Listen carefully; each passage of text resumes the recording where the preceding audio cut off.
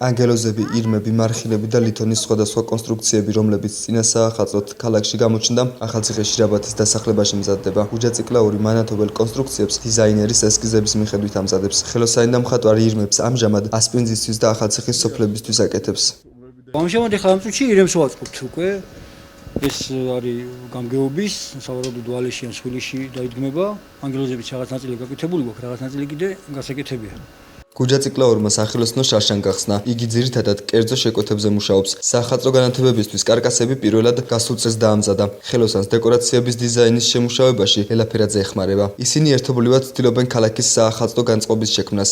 ეს არის დეკორაციები, რომელიც დაამშვენებს არა მარტო ჩვენს ქალაქს, არამედ საერთოდ ჩვენს მუნიციპალიტეტში რაც შედის, სოფლები თუ რაიონები. ეს არის სხვა სამყარო, ზღაპრული სამყარო იქნება, მე ვეცდები რომ იყოს ეს ასე, სადაც ბავშვები გაილამაზებენ ამ დღეს, რომელიც წელიწადში ერთხელ დგება. ვიწყებ ახლა ვიტყვი ფეხს, ფაქტიურად ისე გამოდის რა. ეს პირველი საქმე იყო ეს ფაქტიურად აი ამ პროექტიდან.